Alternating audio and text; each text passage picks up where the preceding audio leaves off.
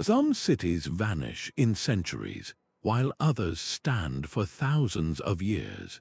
This is the hidden story of ancient urban planning, a field of genius that holds urgent lessons for our modern world.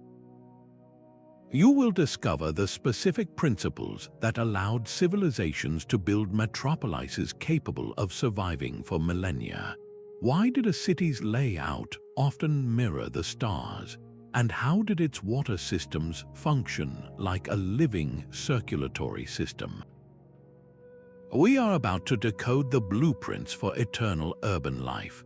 What do you believe is the most important element for a city to last forever? A modern metropolis can fall into ruin in just 100 years, its steel skeletons rusting and concrete crumbling into dust.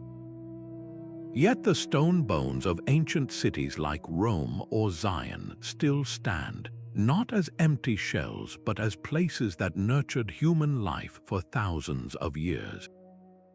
This stark contrast reveals the profound difference between a city that is merely old and one that is truly timeless. Urban survival across millennia is not simply about physical endurance. It is a far more complex achievement, a triple victory of cultural continuity, economic adaptability, and environmental harmony. The renowned urban historian Spiro Kostov defined this kind of longevity as a city's unique capacity to evolve constantly while somehow holding onto its core identity. Think of it not as a frozen monument, but as a living, breathing entity that learns and grows. The most successful ancient cities possessed a robust and resilient infrastructure, often so well built that it remains functional today. They fostered a powerful sense of social cohesion, a shared belief in the city's purpose that bound generations together, and perhaps most critically, they were founded on a flexible master plan, a blueprint that allowed for organic expansion and transformation without triggering a total collapse. A city that survives is one where your great-great-grandchildren can still walk its streets, drink from its fountains, and find meaning in its public spaces, all within the original framework laid down centuries before. This foundational understanding transforms our view of ancient planners. They were not just building for their own time, they were planting a forest whose shade they knew they would never sit under. With this grand definition in mind, we can begin to uncover their first and most crucial principle, the one that made all others possible. That first principle of listening to the land was not a vague philosophy but a practical survival strategy. It began with the most fundamental choice of all, the selection of the city's very location. Ancient planners did not simply clear a random plot of forest or claim a flat plain. They looked for a conversation with the terrain, a place that offered natural advantages and whispered solutions to future problems. They sought elevated ground, not for grandeur, but as a vital defense against destructive floods. They carefully observed the sun's annual journey across the sky, positioning main avenues to capture its warming rays in winter and to create cooling, shaded corridors in the summer heat. They mapped the direction of prevailing winds, aligning streets to funnel gentle breezes through the urban core, a natural form of air conditioning long before the invention of mechanical systems. This deep integration even extended to the living landscape. Instead of stripping the land bare, they preserved belts of natural forest and vegetation. These green spaces provided crucial shade, prevented soil erosion on slopes, and created a microclimate that made the entire city more resilient. The magnificent Indus Valley metropolis of Mohenjo-Daro stands as a powerful testament to this philosophy. Built over 4,000 years ago, its entire layout demonstrated a profound understanding of the mighty Indus River. The city's architects did not fight the river's seasonal floods.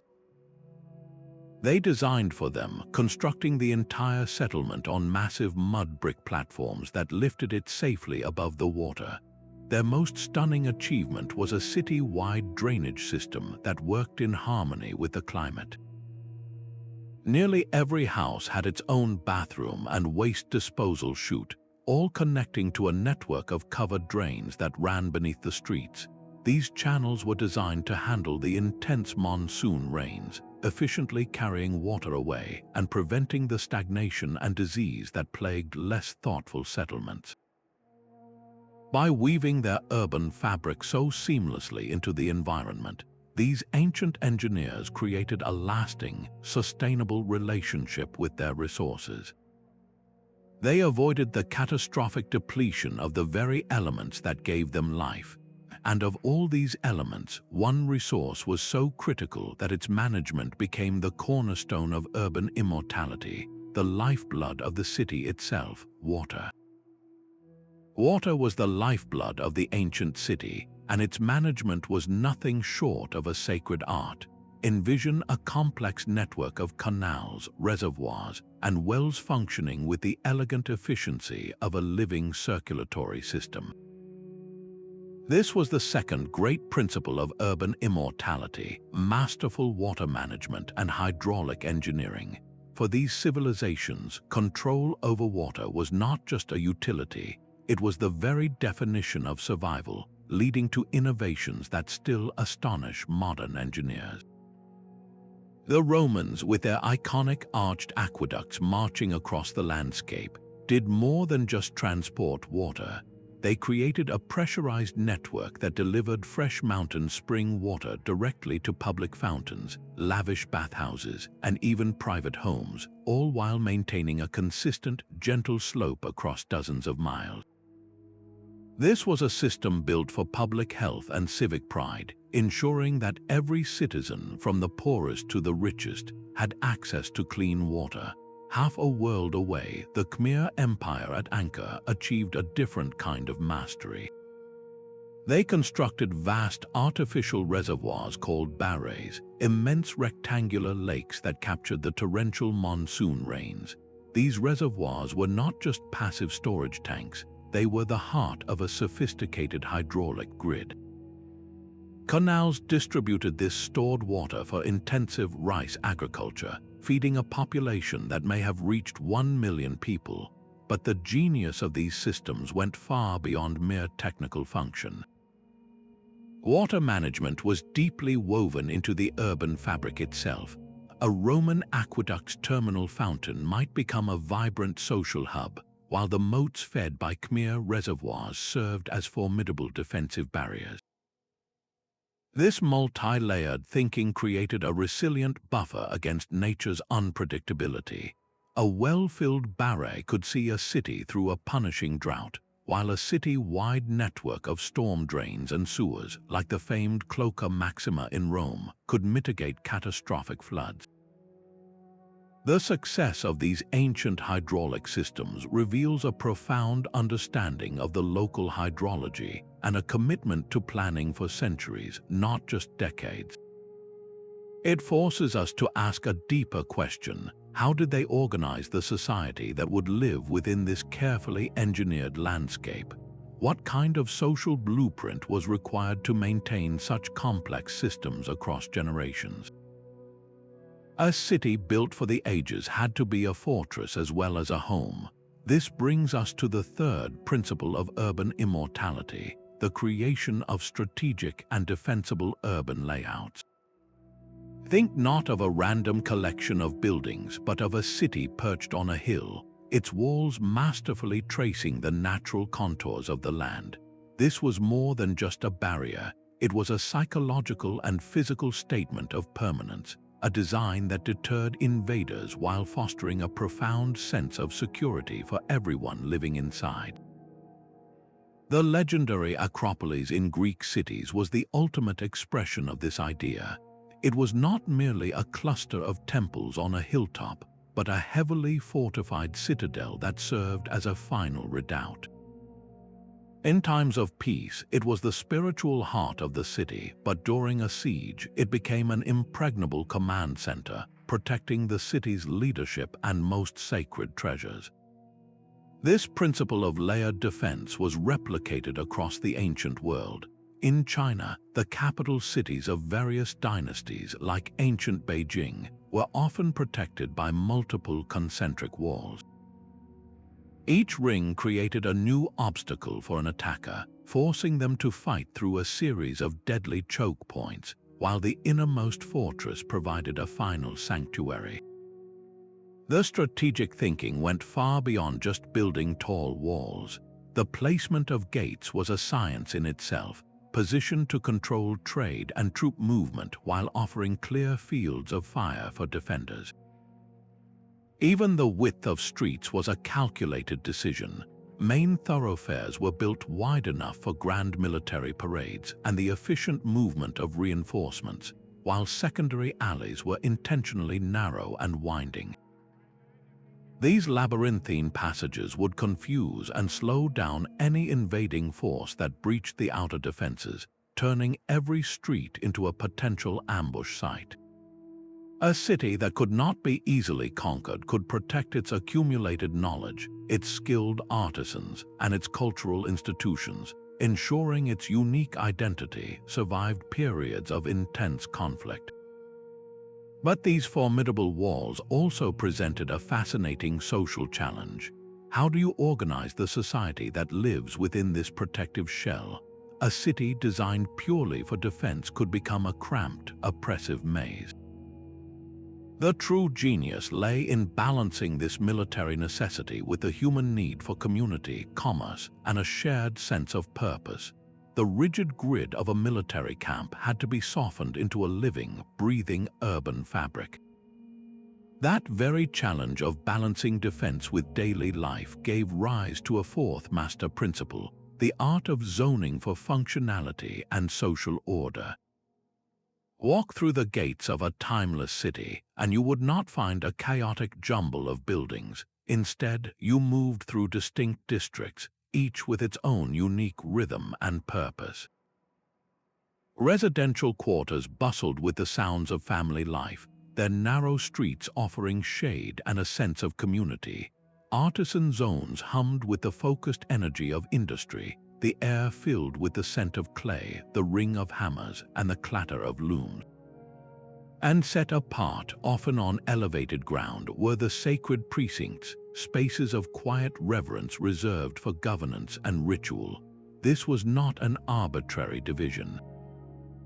It was a deliberate strategy to create an urban environment that was efficient, healthy, and harmonious.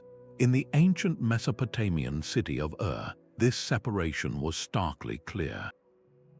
Vast temple complexes, the homes of the gods and the city's administrative heart, were physically and symbolically separated from the dense residential neighborhoods and the bustling market squares.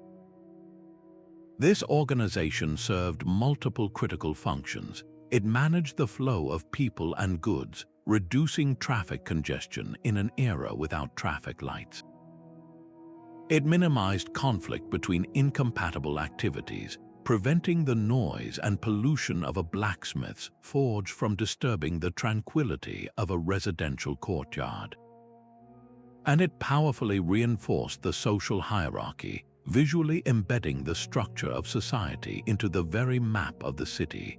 This logical arrangement also allowed for brilliant practical innovations.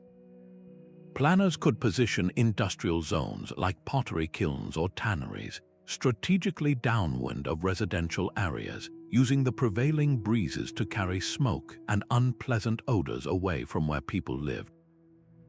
This early form of environmental zoning protected public health and made the city a more pleasant place for everyone. By creating this logical urban structure, ancient planners systematically reduced chaos. They promoted economic productivity by clustering related trades together, fostering innovation and efficient supply chains. Most importantly, they strengthened the social fabric, giving every citizen a clear place and purpose within the urban whole. This careful, logical arrangement of space was not merely practical. it often found its ultimate expression and its most profound justification in something far grander, the sacred geometry that many believed underpinned the entire cosmos. This profound sense of order found its ultimate expression in the celestial. The fifth principle of urban immortality was the application of sacred geometry and cosmological alignment. The blueprint for a timeless city was often not drawn on parchment, but mapped across the night sky. For the architects of antiquity, the urban plan was a spiritual act, a deliberate effort to mirror the perfect, eternal order of the heavens here on Earth. The city became a living microcosm of the cosmos itself. Walk the main avenue of Teotihuacan in ancient Mexico, and you are walking a path deliberately aligned with the setting of the Pleiades star cluster. The towering pyramid of the sun and the pyramid of the moon are not randomly placed. They are part of a grand celestial diagram rendered in stone, a permanent connection between the human realm and the divine. This practice was a global phenomenon. In India, the foundational plan for cities like Jaipur was the Vastu Purusha Mandala, a complex geometric square that represented the universe. Every street, every temple, every neighborhood had its designated place within this cosmic grid, creating an urban form that was believed to be in perfect harmony with the natural and spiritual forces of the world. This was far more than superstition. It was a powerful tool for creating stability. By anchoring the city's layout to the unchanging cycles of the stars and the timeless perfection of mathematical ratios like the golden section, planners gave their urban creation a rationale that transcended the life of any single king or dynasty. The city's form was not a matter of fashion, it was a reflection of cosmic law. This imbued the urban environment with a deep, psychological sense of place and purpose. A citizen navigating these cosmically aligned streets was not just going from their home to the market. They were moving through a landscape charged with spiritual meaning, reaffirming their connection to a grand, eternal narrative with every step. This divine framework provided a powerful, unshakable foundation for the city's identity, a stability that then had to be made permanent through the most tangible element of all, the very stones from which it was built. The very stones chosen to build these eternal cities tell a story of profound foresight. Quarrymen did not select rock for its immediate beauty or ease of use, but for its ability to withstand centuries of relentless rain, scorching sun, and howling winds. This was the sixth principle, the strategic use of enduring and locally sourced building materials. The longevity of an entire metropolis could hinge on this single, critical decision. Ancient builders understood that a city's skeleton had to be made of the strongest possible bones, and they looked to their immediate surroundings to find them. The Egyptians, for instance, did not use fragile sandstone for their grandest monuments. They sought out the most durable stone the earth could offer, quarrying massive blocks of limestone and granite, materials so resistant to erosion that their surfaces remain crisp and legible after thousands of years. But perhaps the most revolutionary ancient material was Roman concrete. While modern concrete can crumble in decades, the Roman recipe, especially when used in marine structures, performed a kind of alchemy. When exposed to seawater, a complex chemical reaction would occur, actually strengthening the concrete over time, forming crystals that sealed cracks and defied the corrosive power of the ocean. This was not magic, it was material science perfected through centuries of observation and experimentation. The logic of using local resources was equally brilliant. Transporting stone over vast distances was a monumental task, so using what was readily at hand drastically reduced costs and accelerated construction. More importantly, local materials were inherently suited to the local climate. In the hot, arid Middle East, builders relied on sun-dried mud bricks. These bricks provided superb thermal insulation, keeping interiors cool during blistering days and retaining warmth through cold desert nights. In earthquake-prone regions like ancient China, architects developed sophisticated timber frames. These structures were not rigid, they were designed to sway and flex with seismic waves, absorbing the energy of a tremor rather than fighting it, a principle that has saved countless lives. This deep resourcefulness wove resilience directly into the urban fabric. Structures built from these durable, local materials required far less maintenance over their lifetimes. And when repairs were inevitably needed, subsequent generations could simply return to the same local quarry or clay bed, ensuring architectural continuity for centuries. The very stuff of the city became a permanent, renewable resource. This material permanence supported an infrastructure network that was equally robust, but even the strongest physical shell is ultimately sustained by something more vital: the collective memory and shared identity of the people who call it home. But even the strongest stones are useless without the systems that connect them. The sixth principle of urban immortality was the creation of robust and redundant infrastructure networks. Think of a city not as a collection of buildings, but as a living body. Just as your body has backup systems for critical functions, ancient cities were designed with multiple pathways for their lifeblood. They intentionally built extra capacity and alternative routes into their most vital systems. This concept of redundancy meant that a single break, a collapsed bridge, or a blocked aqueduct would not spell doom for the entire metropolis. The master builders knew that failure was inevitable, so they engineered their cities to absorb shocks without triggering a total collapse. The legendary Roman road network is a perfect example. It was not a single highway, but a vast web of paved roads connecting the empire. If a landslide buried one route or an enemy army blocked a pass, messengers, troops, and trade goods could simply take a different, parallel path. This ensured that communication and commerce never fully stopped. The same philosophy applied to their water systems. While we marvel at the aqueducts, the true genius was in the distribution network within the city itself. Multiple aqueducts fed into Rome, so if one was damaged by an earthquake or sabotaged in a siege, others could pick up the slack. Their monumental sewer, the Cloaca Maxima, was so massively over-engineered, built with a capacity far beyond daily needs, that it could handle sudden, violent storms and remains a functioning drain in the heart of modern Rome to this day. This principle of building in backups extended to every critical system. Cities maintained emergency granaries filled with surplus grain, a buffer against famine caused by drought or war. They established multiple marketplaces so that the economy was not centralized in one vulnerable location. They even created redundant communication lines, using chains of signal fires or relay runners to ensure that a message could find a way through. This was the opposite of building for maximum efficiency. It was building for maximum resilience. It accepted that things would go wrong, and instead of hoping for the best, they planned for the worst. This deep-seated foresight created an urban organism that could adapt, endure, and heal itself. And this very same logic of resilience, of building buffers and alternatives, was the secret not just to their physical survival, but to their astonishing economic longevity as well.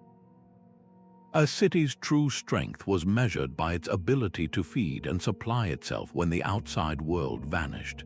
This brings us to the seventh principle of urban immortality: economic sustainability and self-sufficient design. The most enduring cities were not just consumers in a global network, they were miniature, self-reliant nations. Their urban plans deliberately wove agriculture, craft production, and resource management into the very fabric of the city, creating an economy that could withstand sieges, trade collapses, or prolonged isolation. Walk through an ancient metropolis and you would not find a clear line where the city ended and the countryside began. Instead, you would discover a seamless transition. Inside the walls, in open spaces and even on rooftops, were household gardens and communal plots. Beyond the defenses, the landscape was sculpted for maximum productivity. The Maya, for example, did not simply clear the jungle. They transformed it. They built elaborate networks of raised fields and terraces that climbed the hillsides, creating a patchwork of fertile land that could support a vast urban population. Within the city walls, dedicated artisan quarters hummed with activity. These were not just shops, they were small-scale factories producing everything the society needed to function. Potters turned local clay into storage jars and cooking vessels. Weavers transformed wool and flax into clothing and sails. Blacksmiths and metalworkers forged the essential tools for farming and construction. This localized production cycle created a robust, diversified economy. It was not reliant on a single trade good or a fragile, long-distance supply chain. If a conflict blocked the route for imported spices or luxury silks, the city's basic needs were still met. Its people were fed, clothed, and equipped. This self-sufficiency was a deliberate choice in city location. Planners sought out sites that offered a diverse portfolio of natural resources. They needed not just defensible hills and fresh water, but also vast tracts of arable land for staple crops, nearby forests for timber and fuel, and access to clay beds, quarries, or metal ores. A city built in a resource-rich location held all the cards it needed for long-term survival. This economic independence provided the stable foundation upon which everything else was built. It allowed for the accumulation of wealth not just for a few, but for the entire community, funding public works, supporting the arts, and creating the leisure time necessary for innovation. A city that could meet its own basic needs was free to cultivate the most precious resource of all, the knowledge and culture that would define its legacy for millennia. A city's walls could stand for 1,000 years, but without its memory, it was just an empty shell. The eighth principle of urban immortality was the creation of a living library, a system to preserve and transmit the city's culture, laws, and technological secrets across countless generations. This was not an abstract concept. It was a physical, tangible reality woven into the city's very fabric. Grand temples did more than house gods. They served as vast archives where clay tablets and papyrus scrolls recorded everything from legal codes and tax records to medical remedies and architectural techniques. In Mesopotamia, temple libraries overflowed with cuneiform tablets, each one a piece of the civic puzzle, ensuring that the knowledge of how to manage a complex urban society was never lost. Public spaces themselves became open-air textbooks. The hieroglyphs covering Egyptian obelisks and tomb walls were not merely decorations. They were permanent records of history, religion, and royal decrees, carved in stone for all eternity. A citizen walking past a monument was not just seeing art, they were reading the operating manual for their entire civilization. This institutionalization of knowledge created a powerful engine of cultural continuity. Scribe schools trained new generations in the precise skills of writing and mathematics, maintaining the administrative class that kept the city functioning. Robust oral traditions passed down epic poems and founding myths around communal fires, reinforcing a shared identity and moral code. This multi-layered system created a cumulative wisdom. A city did not have to relearn how to build an aqueduct or settle a legal dispute every time a king died. The critical information on engineering, governance, and social norms was preserved, allowing the urban identity to remain stable even as dynasties rose and fell. The city's central plaza, its most sacred temple, its main gate, these were not just physical locations. They were the hard drives of the ancient world, storing the data essential for the city's long-term survival. This deep cultural resilience, however, was not a force of nature. It was the direct result of a final, overarching principle, a master strategy that tied every other element together into a single, enduring vision. That central acropolis was far more than a collection of grand buildings. It was the beating heart of the city's identity, a permanent anchor in a changing world. Picture a towering complex of temples, palaces, and administrative halls, often perched on the highest ground, its silhouette visible from every corner of the urban sprawl. This was not just about defense, though that was a benefit. It was about creating an unshakable symbol of what the city stood for. In Athens, the Parthenon on the Acropolis was not merely a beautiful temple to Athena. It was the ultimate expression of Athenian civic pride, democratic values, and their perceived connection to the divine. Every citizen, looking up at its marble columns, was reminded of their shared identity and common purpose. Half a world away, the Forbidden City in Beijing served a similar yet distinct function. Its vast, walled complex, arranged along a precise north-south axis, was a physical manifestation of the Chinese emperor's mandate from heaven. Its layout was a cosmic diagram, and its sheer scale and inaccessibility reinforced the social order that held the empire together for centuries. These central citadels were built with an eye toward eternity, using the most durable materials and the most advanced engineering of their age. They housed the institutions that defined the civilization, its laws, its faith, its governance. They were the ultimate repositories, safeguarding not just gold and treasure, but sacred texts, historical records, and the very rituals that gave the culture its meaning. During a crisis, whether a foreign invasion or a natural disaster, this central anchor provided a psychological and physical stronghold.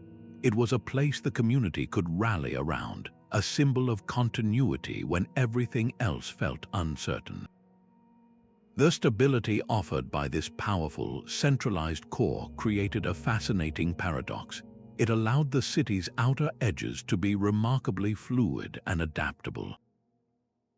While the sacred heart of the city remained constant for 1,000 years, the markets, neighborhoods, and ports on its periphery could evolve, expand, or even contract in response to new economic realities or population shifts. This dynamic interplay between a fixed center and a flexible periphery was the masterstroke of ancient urban planning. That rigid grid of a Roman military camp or a Greek colonial city was never meant to be a final, unchangeable blueprint. The ninth secret to urban immortality lay in creating adaptive and expandable grids, systems that were structured yet supple, designed to grow and change with the life of the city itself. These were not the monotonous, confining blocks we sometimes picture. They were more like a living language with a basic grammar of straight streets and right angles that allowed for infinite and creative expression over centuries. The Hippodamian plan, famously implemented in cities like Miletus, provided a clear, logical skeleton for the initial settlement, but its true genius was in the negative space, the open plots and public areas deliberately left undefined. These were the city's seed pods, holding the potential for future neighborhoods, markets, or temples. As the population grew, these open lots could be subdivided, their buildings replaced with denser structures, or entirely repurposed to meet a new economic reality. A residential street could gradually welcome artisan workshops, its width perfectly accommodating the flow of goods. A central agora could expand its colonnades to house more shops, its function evolving without ever needing to change its fundamental location. This organic evolution prevented the urban fabric from tearing at the seams. A city that could not adapt was doomed to either stagnate or rupture, but a city with a flexible grid could expand outward in an orderly fashion, adding new, self-contained districts that mirrored the original plan. More remarkably, it could also intensify inward, with courtyards becoming new buildings and single-family homes transforming into multi-story apartments, all without the chaos of a total redesign. This capacity for continuous, low-level change meant the city never became obsolete. It could absorb new technologies like the arrival of wheeled carts, or respond to social shifts like the rise of a new merchant class without a catastrophic collapse. The physical framework endured precisely because it was not rigid. It was a resilient structure that welcomed the future, allowing a city to grow and change for 1,000 years without ever losing its fundamental character. This long-term success, however, always depended on something more than just clever engineering. It required a deeply ingrained civic ethos, a shared belief system that guided every decision and ensured the city's grand vision would outlive its original planners. The enduring stones of a city are held together by an invisible mortar, a shared belief in its destiny. This civic ethos was the final, and perhaps most vital, principle of urban immortality. A city could have the most advanced aqueducts and the most formidable walls, but without a population deeply invested in its survival, those physical wonders would eventually crumble from neglect. The true blueprint for a timeless city was written not on papyrus, but in the hearts and minds of its citizens. This was cultivated through governance models that encouraged participation and fostered a powerful sense of collective ownership. In Republican Rome, for instance, the concept of civic duty was paramount. Wealthy citizens were expected to fund public works, not just as a tax, but as a source of personal honor and social standing. They built bathhouses, theaters, and aqueducts, leaving their names engraved upon them as a permanent legacy. But this responsibility extended to every level of society. Ordinary citizens participated in assemblies, served in the citizen militia to defend their homes, and took turns maintaining the local neighborhood fountains and shrines. They did not see these tasks as a burden imposed by a distant ruler, but as a direct contribution to the well-being of their own families and community. This created a powerful feedback loop of pride and preservation. Why would you vandalize a public square you helped to clean? Why would you allow a defensive wall to fall into disrepair when your own safety depended on its strength? This collective stewardship transformed the city from a mere place of residence into a shared project, a living entity that every generation was responsible for passing on, intact and even improved to the next. The city became an extension of the self. This deep-seated social resilience allowed communities to weather crises that would have shattered less cohesive societies. When a flood damaged the canals, everyone turned out to make repairs. When a harvest failed, communal granaries ensured no one starved. This unwritten code of mutual obligation was the ultimate safeguard, the human element that breathed perpetual life into the stone and mortar. It raises a profound question for our own time, a question that echoes from those ancient plazas directly into our modern world. A city's survival ultimately depended on the health of its people. The 10th principle of urban immortality was a relentless focus on waste management and sanitation for public health. While medieval Europe often drowned in its own filth, the ancient metropolis of Mohenjo-Daro, built over 4,000 years ago, had already perfected a system of urban hygiene that would not be seen again for centuries. Its streets were lined with covered drains, and nearly every house featured a private bathroom connected to this city-wide network, efficiently channeling waste and storm water away from living spaces. This was not a luxury, it was a fundamental strategy for survival. The Romans understood this principle on a colossal scale. Their monumental aqueducts brought fresh water in, and their equally ambitious cloacas, the massive sewers, carried waste out. Public bathhouses were not just for leisure, they were essential institutions for cleanliness in a dense urban environment, while multi-seat public latrines, often flushed by running water from the aqueducts, served entire neighborhoods. This sophisticated approach to sanitation was a global phenomenon. On the island of Crete, the Minoans built elaborate palace complexes with terracotta pipes for fresh water and drainage, systems that managed waste with an efficiency that astounds modern archaeologists. These civilizations enacted strict regulations on waste disposal, understanding that a single contaminated well could lead to an epidemic. The result was a dramatic reduction in waterborne diseases like cholera and dysentery, the very plagues that would later decimate less sanitary medieval towns. By safeguarding the health of its population, an ancient city ensured a stable, productive workforce. It avoided the catastrophic demographic collapses that could wipe out a generation and erase institutional knowledge. This focus on public hygiene reveals a profound ecological insight, the understanding that a city is a living system that must process its waste to remain in balance with its environment. It was the final, crucial piece of the puzzle, protecting the human capital that gave meaning to all the other grand structures. The greatest cities were never islands, but vital organs in a larger regional body. This 11th principle of urban immortality was regional connectivity and trade network integration. A city that sealed its gates and lived only on its own resources would eventually consume itself, its culture growing stale and its technology obsolete.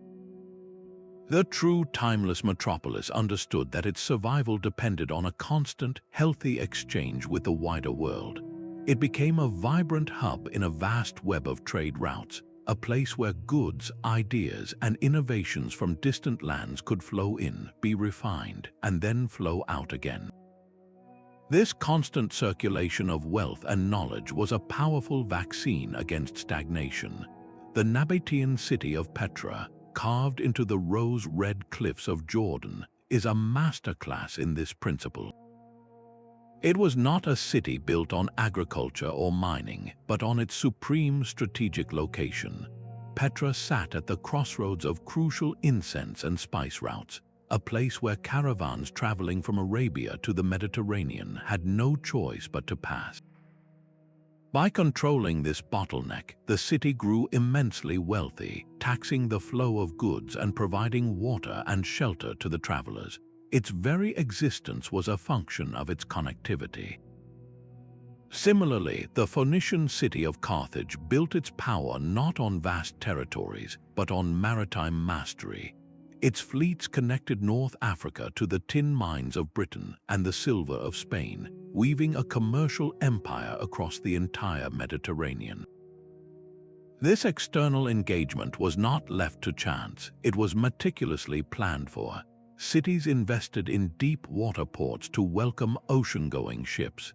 They built fortified way stations known as caravanserais along desert routes, offering safety and supplies to merchant caravans. Most importantly, they maintained and protected the roads and rivers that linked them to regional and international networks. This was an investment that paid dividends far beyond tariffs. Along with silk and spices came new mathematical concepts, revolutionary metalworking techniques, and fresh artistic styles. This influx of diversity created a positive feedback loop. The wealth generated from trade was poured back into the city's own infrastructure, funding new aqueducts, grander temples, and stronger walls. The cultural cross-pollination sparked innovations in everything from law to literature, making the city a dynamic and attractive place for generations to come. A connected city could bend with the changing economic winds, drawing strength from its web of relationships rather than relying solely on its own diminishing resources. It was a strategy that turned the entire known world into a source of resilience. Rome's story is a masterclass in weaving every thread of urban survival into a single, unbreakable fabric. You can trace this genius in the stones beneath your feet in the modern city, where the original cobbles of the Appian Way still guide the way. The phrase "all roads lead to Rome" was not just a boast, it was a statement of a revolutionary infrastructure philosophy. This vast network of engineered highways did more than move legions, it created a system of phenomenal redundancy. If a landslide blocked a mountain pass or a bridge was destroyed in a rebellion, messages, trade goods, and troops could simply flow along a different route. This ensured the heart of the empire never suffered a fatal stroke. That same principle of building in backups was applied to the city's water supply. While a single aqueduct was a marvel of engineering, Rome was fed by 11 of them. If one was compromised, the others could sustain the metropolis. This network delivered fresh water to public fountains, lavish bathhouses, and even private homes, supporting a population density that would not be seen again in Europe for over 1,000 years. And what came in had to go out. The Cloaca Maxima, the Great Sewer, was so massively overbuilt that it could handle immense floods and still functions as a storm drain today. This was urban planning on a biological scale, treating the city as a living body that must circulate its lifeblood without interruption. But Rome's physical shell was only half the story. Its true resilience was social. The city perfected the art of assimilation, granting citizenship to conquered peoples and weaving their gods and traditions into the Roman pantheon.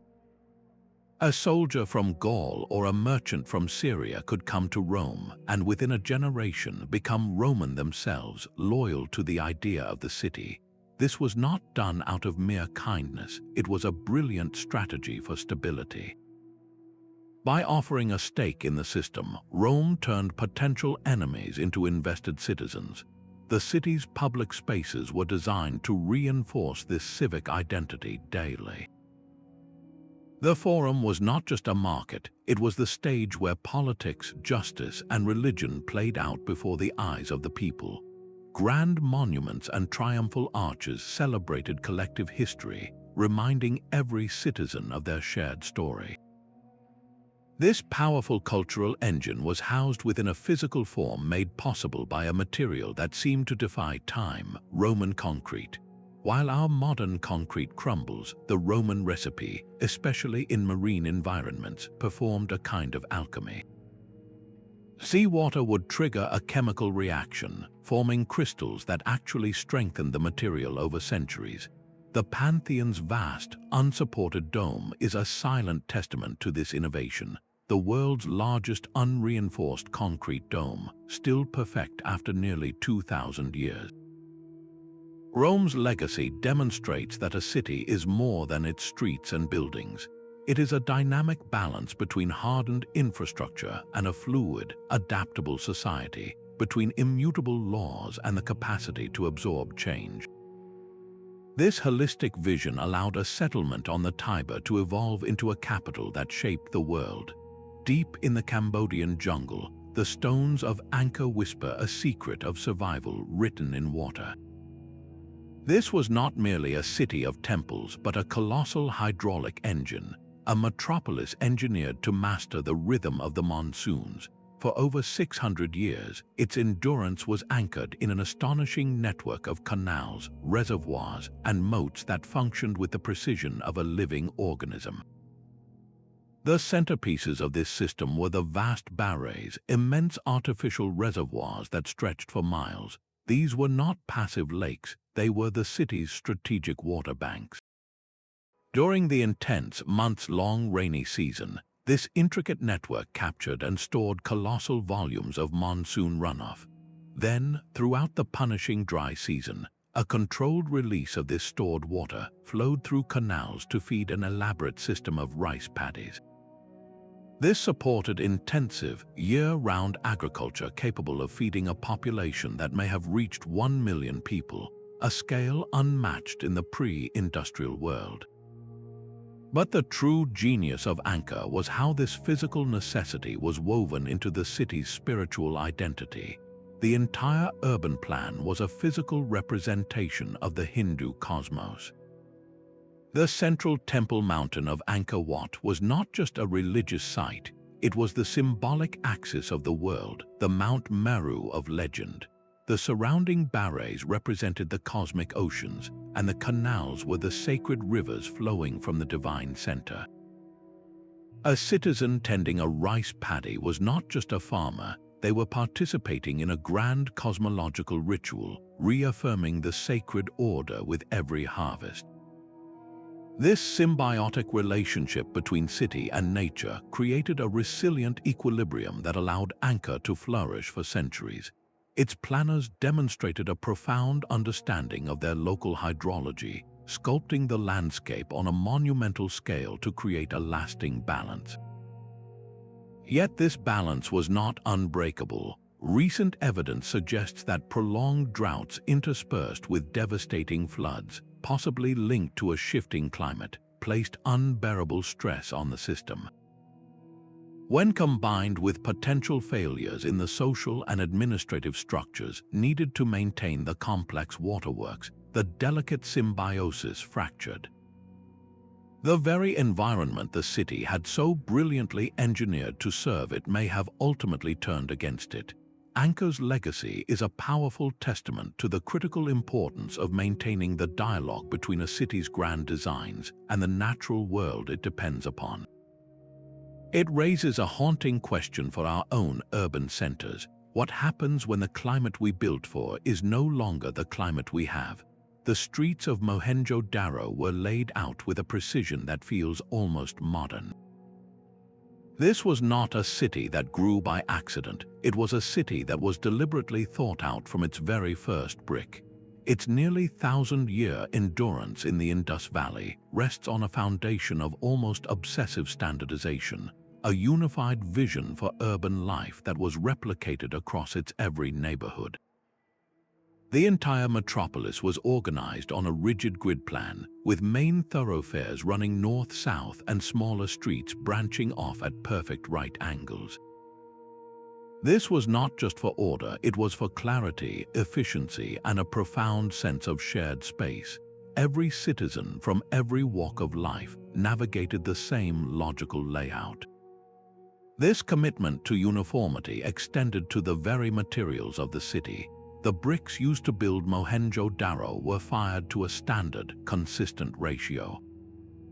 Whether you were in a wealthy merchant's house or a modest artisan's workshop, the building blocks were the same. This meant that construction, maintenance, and repairs could be carried out seamlessly across centuries by generations of builders who all understood the same fundamental system. But the true stroke of genius lay beneath those orderly streets.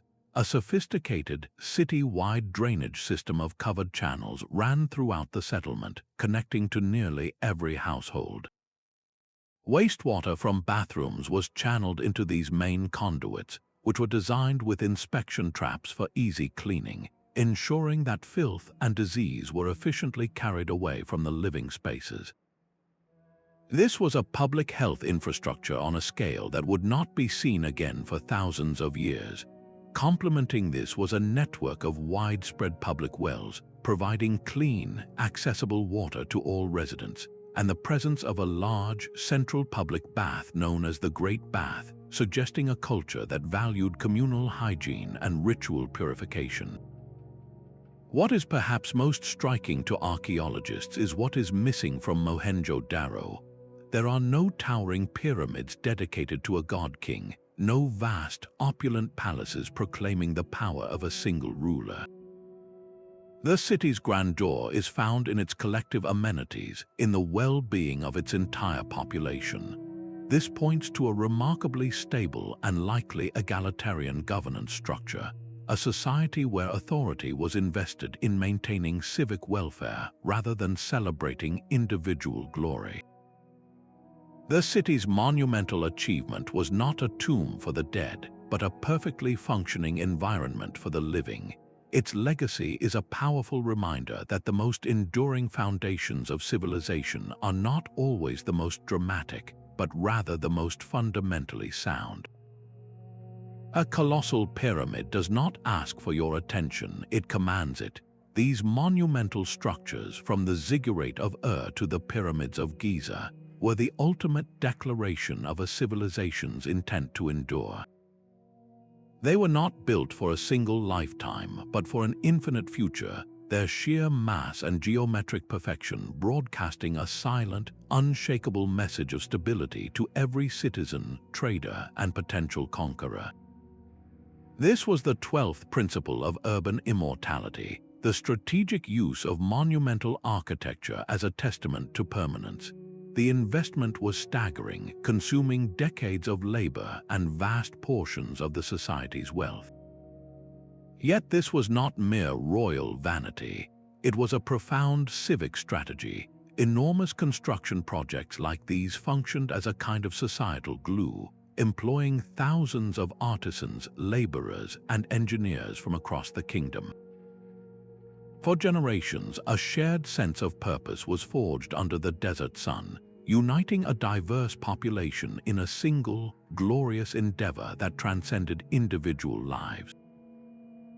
These structures became the heart of religious and political power, a physical axis mundi connecting the human realm to the divine, but their function was intensely practical as well. A city crowned by such an indestructible landmark became a magnet for trade and talent. Travelers and merchants from distant lands would see its silhouette on the horizon and know they were approaching a place of immense wealth, sophistication, and stability, a center of the world worth engaging with. For any rival army considering an attack, that same silhouette served as a formidable psychological deterrent, a symbol of a civilization so powerful and organized that it could bend nature itself to its will. By building on a scale meant for the ages, these societies were making an irrevocable investment in their own legacy. The stones themselves became a perpetual source of inspiration and identity for all who came after. How could you not believe in the eternity of your city when you lived each day in the shadow of a mountain made by human hands? This divine contract was carved into the very stones of the city. A citizen walking down a processional avenue in ancient Babylon was not merely traveling from one place to another. They were reenacting a celestial journey, their footsteps tracing a path ordained by the gods. This pervasive spiritual framework provided the ultimate justification for the social order. The Pharaoh of Egypt was not just a political leader, he was the living embodiment of the god Horus, a divine intermediary whose sole responsibility was to maintain Mot, the cosmic order of truth and balance. His rule and the entire hierarchy of priests, scribes, and officials beneath him was legitimized by this sacred duty. To challenge the king was not merely treason, it was a sin against the universe itself, an act that risked bringing chaos and divine retribution upon the entire nation. This belief system created a remarkable social cohesion. When a community came together to build a temple or participate in a public festival for the city's patron deity, they were not just laboring or celebrating. They were actively reinforcing the bonds that held their society together, performing their shared identity and their collective plea for divine favor. The great ziggurat of Ur, towering above the Mesopotamian plain, was more than an architectural marvel. It was a literal stairway to heaven, a physical conduit for communication with the gods, and its construction required the coordinated effort of the entire city-state. This shared spiritual endeavor fostered a sense of common purpose that transcended class and occupation. During times of crisis, this faith became a psychological fortress. When a plague struck or a drought withered the crops, the people did not see a random natural disaster. They interpreted it as a sign of divine displeasure, a call to return to righteous living and proper ritual. This provided a framework for understanding suffering and a prescribed path toward redemption, offering hope and a sense of agency in the face of calamity. The city's soul, its collective faith, was the ultimate renewable resource, constantly replenished through ceremony and reinforced by the sacred geography of its streets and temples. It was the invisible shield that protected the city from the chaos within and the uncertainty without, guiding its people to think not in terms of seasons, but in terms of centuries. A city's grandest temple could not stand for a century if its people were starving. The 13th principle of urban immortality was the meticulous planning of agricultural hinterlands for absolute food security. The most enduring cities were never isolated islands of stone, but the vibrant hearts of vast, productive landscapes. They nurtured a symbiotic relationship with a protected green belt of farms, orchards, and irrigation canals, a life support system that transformed the surrounding countryside into the city's indispensable larder. This was not left to chance. Ancient planners deliberately designated and legally protected the most fertile lands for farming, preventing urban sprawl from consuming the very soil that fed it. They invested in monumental irrigation infrastructure, digging canals that channeled river water to fields, turning arid plains into breadbaskets capable of supporting immense populations. Within the city walls, they built the final piece of this security system, massive granaries. These fortified storehouses were filled during times of plenty, creating a crucial buffer against the inevitable poor harvest, a strategic reserve that could mean the difference between survival and collapse during a drought or a siege. The city-states of Mesopotamia lived and died by this principle. Their entire existence was predicated on a web of canals diverting water from the Tigris and Euphrates rivers, a hydraulic landscape they managed with relentless precision. But perhaps the most ingenious example lies in the heart of a lake. The Aztec capital of Tenochtitlan was a marvel of urban density, yet it fed itself through chinampas, often called floating gardens. These were not truly floating, but rather artificial islands constructed from woven reeds and rich lake-bottom mud, anchored to the lakebed. Incredibly fertile and irrigated by the surrounding canal waters, these chinampas produced multiple harvests each year, yielding a bounty of maize, beans, and squash that sustained a capital of hundreds of thousands.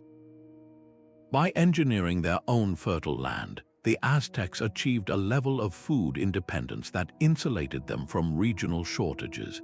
This deep integration of agriculture into urban strategy was a direct defense against famine, the single most common trigger for social unrest and urban abandonment throughout history.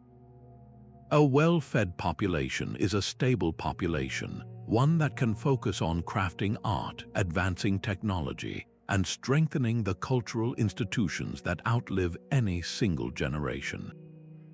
A city that mastered its food supply secured the one resource that truly powered its journey through time, its people. Rome's strength did not lie in its legions alone, but in its ability to make a stranger feel at home. The most resilient ancient cities mastered a 14th principle: cultural assimilation and adaptive social structures. They understood that a city sealed off from new people and new ideas would eventually grow brittle and shatter from within. These were not static societies, but living, breathing entities that thrived by absorbing immigrants, conquered peoples, and foreign influences, weaving them into their own evolving cultural tapestry. This was not a sign of weakness, but a profound strategy for survival. Rome's legendary policy of granting citizenship to conquered elites was a stroke of political genius. Instead of ruling over resentful subjects, they offered a stake in the system. A tribal leader from Gaul or a wealthy merchant from Greece could become a Roman citizen, with all the rights and responsibilities that entailed. His sons might serve in the legions, his daughters marry into Roman families. In a single generation, a potential enemy was transformed into an invested guardian of the very state that had once been his adversary.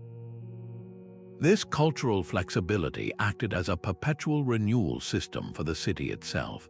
It brought in new blood to replenish the population, new skills to refresh its crafts, and new perspectives to stimulate its arts and philosophy. A city that welcomed skilled foreign metalworkers could leap ahead in military technology. One that incorporated foreign artistic styles could create a vibrant, hybrid culture that felt both timeless and contemporary. This required social structures that were inherently adaptable. Rigid, unchanging class systems inevitably lead to resentment and internal conflict, but cities that lasted found ways to allow for social mobility. A successful merchant might rise in status. A new religious cult could be integrated into the existing pantheon, its god given a Roman name and a temple next to the old ones. Legal codes could be amended to accommodate new commercial practices or different family structures. This capacity for internal change prevented the social fractures that so often lead to civil war and collapse. It allowed a city to change its composition, to speak new languages and worship new gods, all while holding fast to its core identity, its foundational laws, its civic rituals, its name. A city that could do this demonstrated a resilience far deeper than any wall, a strength built not on isolation, but on the boundless human capacity for integration. A merchant arriving in a foreign city did not need to speak the local language to understand the rules of commerce. He could place his own bronze weight on a scale next to the city's official measure and find a perfect balance. This silent agreement, this universal language of standardization, was the bedrock upon which vast and enduring urban economies were built. From the Indus Valley to the Roman Empire, the implementation of uniform weights, measures, and construction standards transformed chaotic potential into predictable, stable order. It was a declaration that fairness and efficiency were core civic values. In Mohenjo-Daro, the brick was the fundamental unit. Every single baked clay block, whether used for a grand public structure or a modest home, adhered to a consistent, standardized ratio. This meant that a builder from one neighborhood could move to another and continue his work without relearning the craft. Construction, maintenance, and urban expansion became a seamless, generational process. The city itself could grow and repair its physical fabric with the ease of a living organism replacing its own cells. The Romans perfected this concept on an imperial scale. Their unit of distance, the Roman foot, was the same in the misty outposts of Britannia as it was in the sun-baked cities of North Africa. A mile was always 5,000 of those feet. This absolute consistency meant that a military engineer could be dispatched anywhere in the empire and immediately understand the specifications for a bridge, an aqueduct, or a fortress wall. Architectural plans and engineering solutions became portable knowledge, allowing Roman infrastructure to be replicated with breathtaking speed and reliability across a continent. The economic impact was transformative. Standardized weights for grain, oil, and metal eliminated the endless haggling and suspicion that plagued less organized markets. A trader could be confident that the price he agreed upon was for a known, verified quantity. This drastically reduced the cost and risk of transactions, fostering a climate of commercial confidence that attracted merchants and their wealth from across the known world. For the city's own administration, standardized measures made the complex tasks of taxation and inventory management not just possible, but efficient. A treasury official could accurately calculate grain taxes from 100 different farms because every bushel measure was identical. This predictable revenue stream funded the very public works that made the city immortal. This invisible framework of uniformity was perhaps the most practical form of magic ever devised. It built trust between strangers, enabled the smooth functioning of a complex society, and ensured that the hard-won knowledge of one generation could be effortlessly understood and built upon by the next. It was the quiet, unspoken promise that the city was a place of order, a system designed not just for today but for 1,000 tomorrows. A city's true strength is measured in the moments its citizens share. Step into the bustling Roman Forum or the sprawling Agora of Athens, and you would find more than just markets. You would find the living room of the entire civilization. These were not empty voids between buildings, but the vibrant heart of civic life, deliberately designed to foster the connections that made a city immortal. This was the 15th principle, the strategic use of art and public spaces to cultivate an unbreakable sense of civic pride. Grand statues of heroes and statesmen line the pathways, their marble eyes watching over the crowds. Ornate fountains provided not just fresh water, but a place to pause and converse. Every sculpture, every commemorative arch, every intricately carved frieze on a temple pediment was a visual lesson in the city's history, its values, and its shared identity. A Greek citizen looking up at the Parthenon frieze would see the mythical battle between civilization and chaos, a powerful reminder of what their city stood for. A Roman walking through a triumphal arch would relive the glorious victories that secured their safety and prosperity. These artistic narratives transformed abstract history into a tangible, daily experience. But the true magic happened in the space itself. The broad, open plazas of Teotihuacan or the great stepped platforms of Mesopotamian ziggurats were stages for collective ritual. Here, the entire community would gather for religious festivals, public announcements, or theatrical performances. In these shared moments, debating politics in the shade of a colonnade or celebrating a harvest festival in a grand square, the individual melted into the collective. A merchant, a soldier, a potter, and a scribe, all different, would momentarily feel themselves as equal parts of a single, greater whole. This fostered a powerful social cohesion that was as vital to the city's defense as any wall. Why would a citizen allow a public fountain to fall into disrepair if it was where they met their friends each evening? Why would they not rally to defend the city's gates if their deepest sense of belonging was tied to the statues in its main square? This pride transformed the abstract concept of civic duty into a deeply personal commitment. Maintaining the beauty of the shared home became a responsibility passed from parent to child, a sacred trust that ensured the city's soul endured as long as its stones. The final blueprint for our own cities begins with a simple, urgent shift in perspective. We must stop seeing our urban centers as machines to be optimized for efficiency and start treating them as the living systems they truly are. This ancient understanding holds the key to navigating our modern crises, from climate disruption to social isolation. The timeless principles that allowed cities to flourish for thousands of years are not relics, they are a roadmap.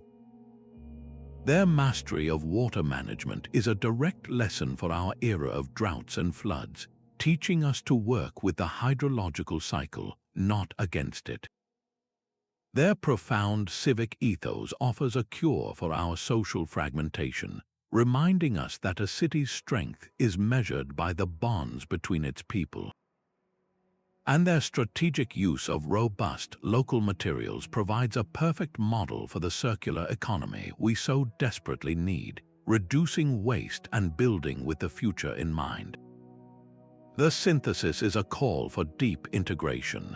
It means weaving green infrastructure into our concrete landscapes, using parks and urban forests not as decorations, but as vital organs for managing stormwater, cleaning the air, and cooling our streets. It demands participatory planning that gives every citizen a stake in their community's design, fostering the collective ownership that once maintained aqueducts and public squares for generations. Most critically, it requires us to build for durability and adaptability. valuing structures that can be repurposed over centuries rather than demolished in decades. This is not a rejection of modernity, but an evolution of it.